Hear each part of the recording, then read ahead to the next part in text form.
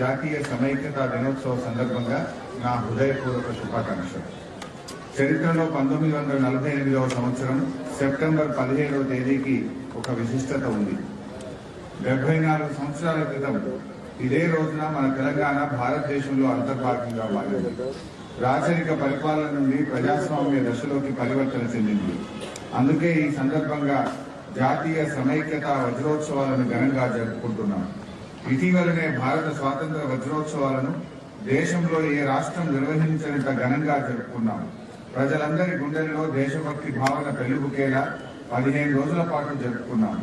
దానికి కొనసాగింపుగానే గౌరవ ముఖ్యమంత్రి శ్రీ కల్వకుంట్ల చంద్రశేఖరరావు గారు జాతీయ సమైక్యతా వజ్రోత్సవాలను తెలంగాణ జాతిని ప్రతిబింబించేలా 3 రోజుల పాటు వైభవంగా జరపాలని నిర్ణయించుకున్నాం.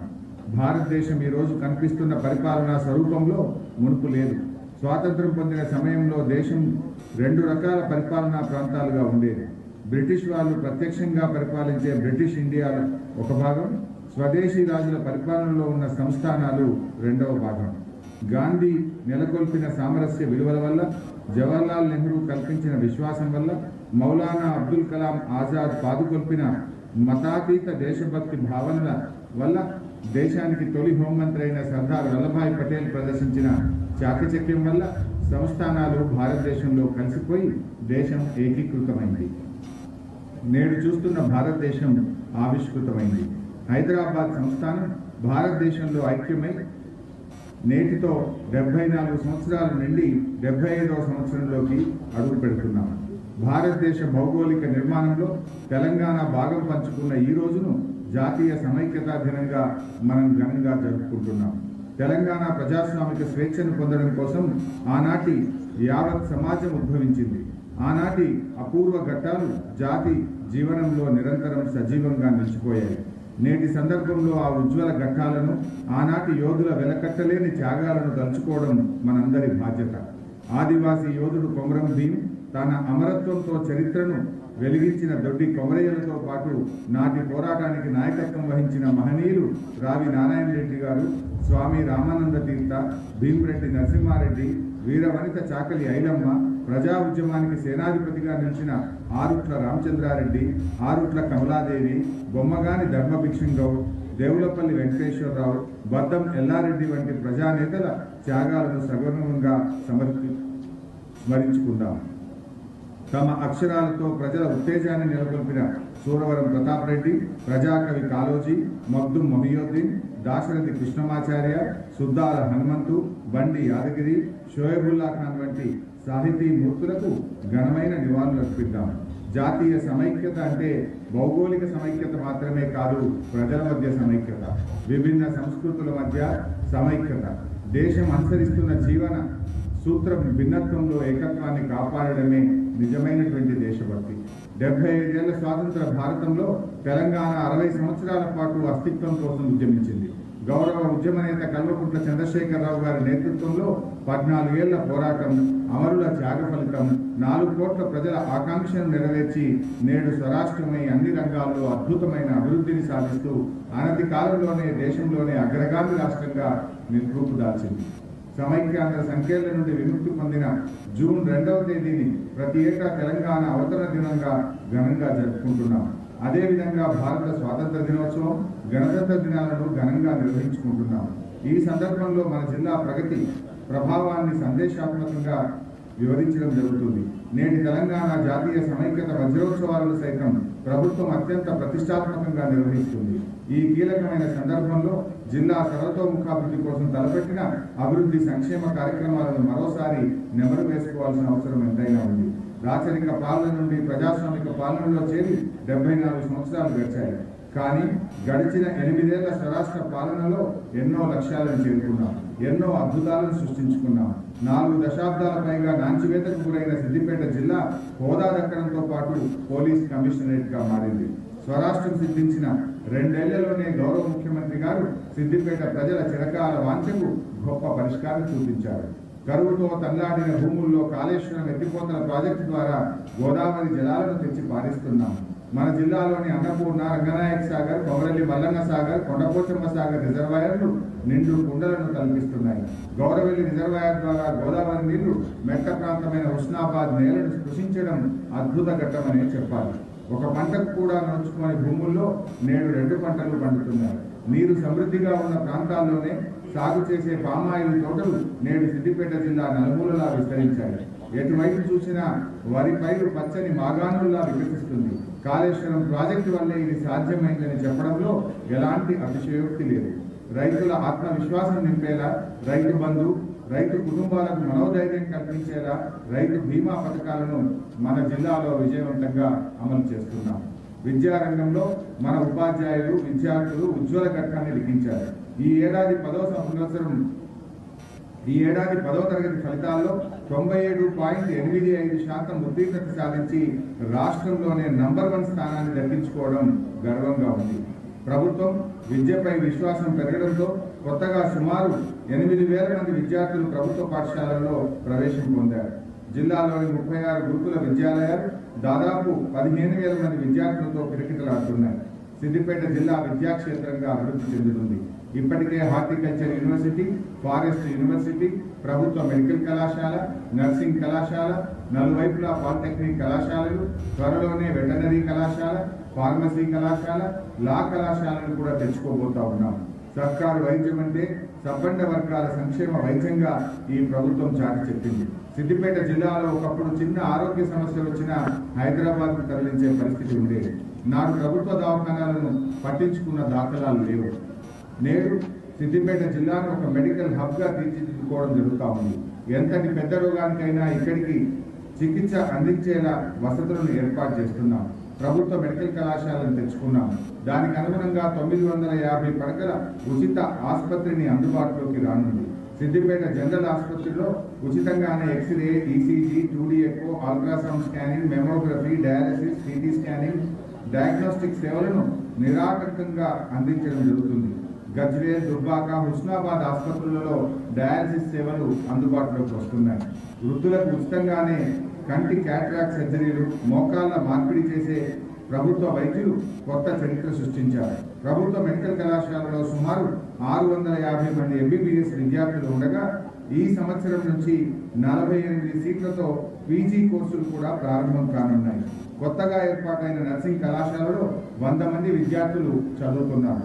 ఇటీవలే నర్సింగ్ కళాశాలకు 40 కోట్ల రూపాయల వ్యయంతో శాశ్వత భవనాన్ని నిర్మించుకోవడానికి భూమి పూజ కూడా చేసుకోవడం జరిగింది. గుక్కెడు తాగునీటి కోసం అల్లాడిన సిద్దిపేట జిల్లా ప్రజలకు నేడు శుద్ధమైన మంచినీరు అందుతుంది. మిషన్ భగీరథ ద్వారా ఇంటింటికి నల్లాలు ఏర్పాటు చేసి ప్రతిరోజు తాగునీటి సరఫరా చేయడం జరుగుతుంది. 8 సంవత్సరాల క్రితం ఈ జిల్లాలో 49,000 నల్లా కనెక్షన్లు ఉండగా నేడు 2,03,000 నల్లా కనెక్షన్లను తెలంగాణ ప్రభుత్వం ఏర్పాటు చేయించింది. ఇందుకోసం 1,600 కోట్ల రూపాయలను ప్రభుత్వం ఖర్చు పెట్టింది. సిద్దిపేట పట్టణం చుట్టూ 11 కిలోమీటర్ల water ring main pipe line ఏర్పాటు చేసుకోబోతున్నాం. భారతదేశంలోనే రైతులకు ఉచితంగా విద్యుత్ అందజేస్తున్న ఏకైక రాష్ట్రం తెలంగాణ అని చెప్పడం మనమంతా గర్వపడాల్సినటువంటి విషయం. విద్యుత్ సరఫరా విషయంలో ప్రభుత్వానికి ఎన్నో ఆటంకులు ఎదురైనప్పటికీ ప్రజలకు అంతరాయం లేని విద్యుత్ అందించడం జరుగుతోంది.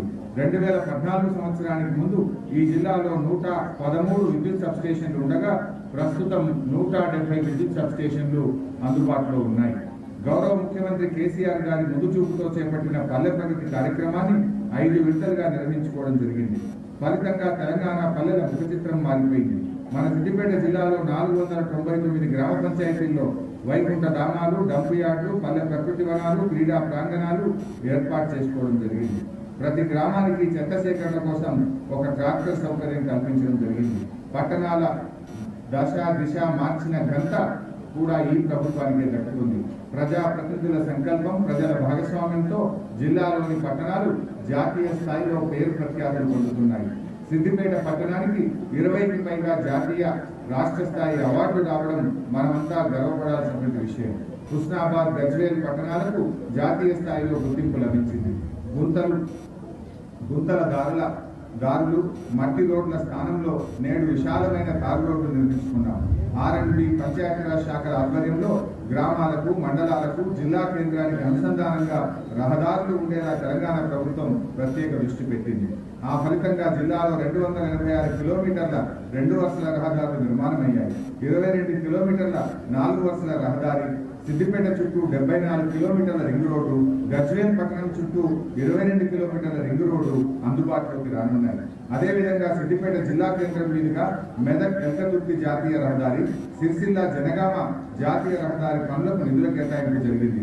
త్వరలోనే ఈ పనులు ప్రారంభం కాబోతున్నాయి. తెలంగాణ రాష్ట్రం ఏర్పడయ్యే నాటికి సిద్దిపేట జిల్లాలో 3700 కిలోమీటర్ల నిడివి కలిగిన 795 రహదారులుండగా ప్రస్తుతం 5376 కిలోమీటర్ల నిడివితో 1018 రోడ్లను అభివృద్ధి చేసుకోవడం జరిగింది. ఒకప్పుడు సిద్దిపేట ప్రాంతానికి పర్యాటక గుర్తింపు లేనే లేదు. వినోదాలు, విహారాల కోసం ఈ జిల్లా వాసులు ఇతర ప్రాంతాలకు వెళ్లడం జరిగేది. కానీ ఇప్పుడు హైదరాబాద్ తో సహా ఇతర ప్రాంతాల నుండి సిద్దిపేటకు తరలి వస్తున్నారు. ఊహించని స్థాయిలో సిద్దిపేట జిల్లా పర్యాటకంగా అభివృద్ధి సాధించింది. కోటి అందాలతో ముస్తాబైన సిద్దిపేట కోమటి చెరువు, గజ్వేల్లోని పాండవుల చెరువు, హుస్నాబాద్లోని ఎల్లమ్మ చెరువు, దుబ్బాకలోని రామసముద్రం, ఐలాండ్ కల్పిస్తున్న రంగనాయక సాగర్, కనుచూపు మేర జల సంద్రాలుగా కనుల విందు చేస్తున్న మల్లన్న సాగర్, కొండ పోచమ్మ సాగర్లను వీక్షించేందుకు పెద్ద సంఖ్యలో పర్యాటకులు ఆసక్తి చూపుతున్నారు. సిద్దిపేట, గజ్వేల్ పట్టణ శివారులో రూపుదిద్దుకున్న ఆక్సిజన్ పార్కులు పర్యాటకులను ఎంతగానో ఆకర్షిస్తున్నాయి. తెలంగాణ ప్రభుత్వానికి అభివృద్ధి, సంక్షేమం రెండు కన్నులు. అభివృద్ధితో సమాంతరంగా సంక్షేమ కార్యక్రమాలు చేపడుతున్న ఏకైక రాష్ట్రం తెలంగాణ అని చెప్పుకోవడంలో ఎలాంటి సందేహం లేదు. అభాగ్యులకు అండగా ఉండడానికి ప్రభుత్వం ఆసరా పెన్షన్లను అందజేస్తుంది. జిల్లాలో 1,94,917 మందికి ప్రతి నెల 41,40,00,000 రూపాయలు పింఛన్ డబ్బులను వారి ఖాతాల్లో జమ చేయడం జరుగుతుంది. కొత్తగా మరో 26,646 మందికి ఆసరా పెన్షన్లను లబ్ధిదారులుగా గుర్తించి వారి సంక్షేమ సాయం అందించడం జరుగుతుంది. నిరుపేద ఆడపిల్లల వివాహాలకు ప్రభుత్వమే భరోసా కల్పిస్తున్నది. కళ్యాణ లక్ష్మి, షాదీ ముబారక్ పథకాల ద్వారా ఇప్పటి వరకు జిల్లాలో 8,537 మందికి 85,46,96,96,000 రూపాయలను అందించడం జరిగింది. దేశంలో ఎక్కడ లేని విధంగా నిరుపేదలకు డబుల్ బెడ్రూమ్ ఇళ్లను కట్టించి ఇస్తున్న ఏకైక రాష్ట్రం తెలంగాణ అని చెప్పడంలో ఎలాంటి అతిశయోక్తి లేదు. జిల్లాలో 15,826 ఇండ్లు మంజూరు కాగా ఇప్పటి వరకు 12,216 ఇళ్ల నిర్మాణం ప్రారంభించడం జరిగింది. ఇందులో 9,253 గృహ నిర్మాణాలు పూర్తి కాగా 4,702 ఇళ్లలో లబ్ధిదారులకు గృహప్రవేశం చేయడం జరిగింది. త్వరలోనే మిగతా అర్హులకు ఇండ్లు పంపిణీ చేయడానికి ప్రణాళిక సిద్ధం చేశారు. వచ్చే దసరా నుండి సొంత స్థలం ఉన్న వారికి 3 లక్షల రూపాయల ఇంటి నిర్మాణం కొరకు ప్రభుత్వం తరఫున సాయం అందించబోతున్నందుకు సంతోషంగా ఉంది. దళితుల ఆత్మగౌరవానికి ప్రతీకగా నిలిచే డాక్టర్ బిఆర్ అంబేద్కర్ ఆశయాలను ఆచరించడంలో గౌరవ ముఖ్యమంత్రి కల్వకుంట్ల చంద్రశేఖరరావు గారు ముందు వరుసలో ఉన్నారు. దళిత బంధు కార్యక్రమాన్ని అమలు చేసి జిల్లాలో 495 మంది లబ్ధిదారులకు ఒక్కొక్కరికి 10 లక్షల రూపాయల చొప్పున సాయం అందజేసి వారి ఆర్థిక సాధికారతకు బాటలు వేశారు. దశల వారీగా జిల్లాలోని అర్హులందరికీ ఈ పథకాన్ని వర్తించేలా ప్రణాళికలు రూపొందించడం జరిగింది. ఆనాడు తెలంగాణ సంస్థ జనులు ఏకమై చేసిన పోరాట చరిత్రను వక్రీకరిస్తూ ఆనాటి త్యాగదనుల ఆశయాలకు విరుద్ధంగా మత పిచ్చి మంటలు రేపాలని విచ్ఛిన్నకర శక్తులు కుట్రలు చేస్తున్నాయి. ఈ దశలో మనమందరం అప్రమత్తంగా ఈ కుట్రలను తిప్పికొడదాం. వివేకంతో విద్వేషాన్ని ఓడిద్దాం. సకల జనుల విశ్వాసంతో తెలంగాణ సాధిస్తున్న అభివృద్ధిని ఇలాగే కొనసాగిస్తూ జాతీయ సమైక్యత దినోత్సవ స్ఫూర్తితో జాతి సమగ్రతను నిలబెట్టుకుంటూ ప్రజల మధ్య ఐక్యతను చెదరనివ్వకుండా కాపాడుకుందాం.